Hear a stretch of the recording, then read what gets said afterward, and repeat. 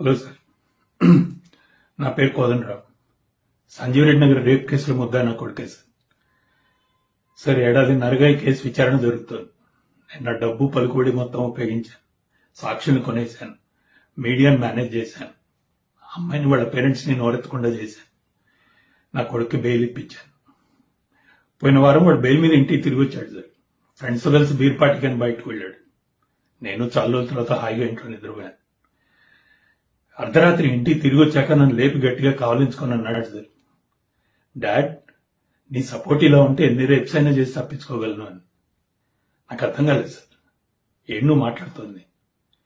Yes dad, I rape dad. ఒకటి కాదు, రెండు కాదు, 3 సార్లు చేశాడంట సార్.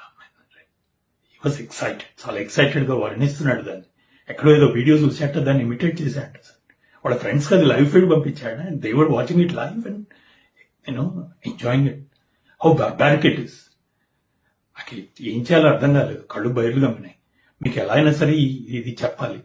అందుకే నా లాయర్ని కూడా కన్సల్ట్ చేయకుండా మీకు వీడియో రికార్డ్ చేసి డైరెక్ట్ పంపిస్తున్నాను సార్. ఇప్పుడు చెప్తున్నాను, నా కొడుకు రేపిస్ట్, వాడు అమ్మాయిని రేప్ చేశారు. ప్లీజ్ వాడిని కఠినంగా శిక్షించండి సార్.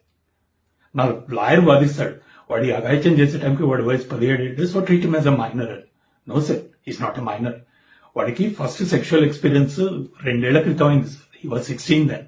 వాడు మైనర్ ఏంటి?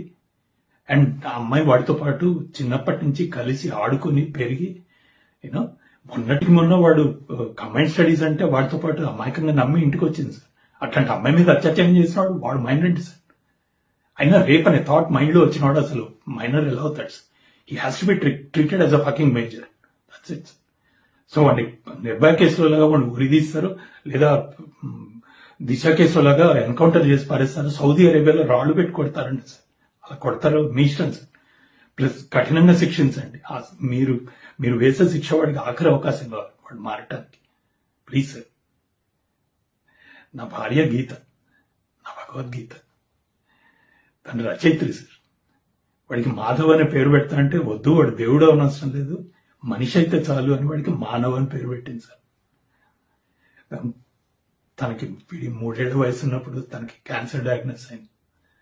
చచ్చిపోతానని తెలిసి మా ఇద్దరిని ఒళ్ళో పడుకోబెట్టుకొని చెప్పింది సార్ నాతో, రామ్, వీడు చదువులో ఫెయిల్ అయినా పర్వాలేదు, ఆటల్లో ఫెయిల్ అయినా పర్వాలేదు, కానీ ఆలోచనలో ఫెయిల్ కాకుండా చూడ.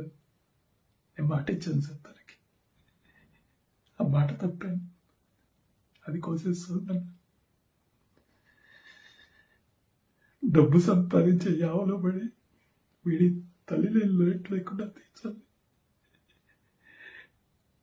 ఇప్పుడు ఆలోచనలు ఎలా మారుతున్నాయో నేను గమనించలేకపోయాను సార్. తనకి ఇచ్చిన మాట తప్ప ఇవాళ చచ్చిపోయింది.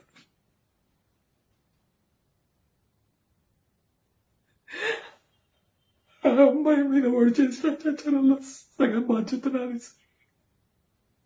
వాడి వేసే శిక్షలో సగం నాకు వేయండి. ఆ రాళ్ళ పెట్టి ముందు నన్ను కొట్టాడు సార్.